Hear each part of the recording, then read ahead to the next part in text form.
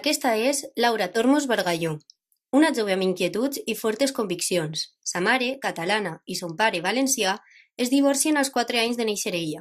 En conseqüència, allà on va sent que no encaixa, se sent forastera.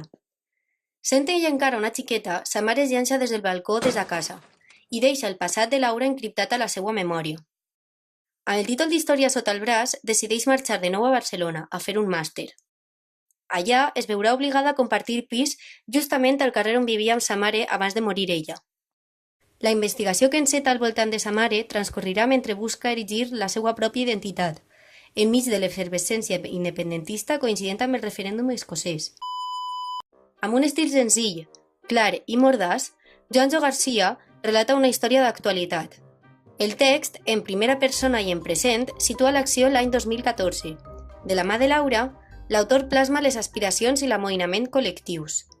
Arribarà al dematí, a més, és un relat farcit de mencions còmplices d'un panorama contemporani, personatges rellevants, grups de música, mobilitzacions multitudinàries i uns personatges que participen del debat polític i social del moment. 316 pàgines conformen una mena de diari estructurat en capítols precedits per la data. La veritat és que resulta molta mena de llegir, encara que no per això deixa de ser interessant i profunda. És una novel·la que et farà reflexionar sobre la teua pròpia identitat a la vegada que Laura i el poble català i escocès busquen la seua.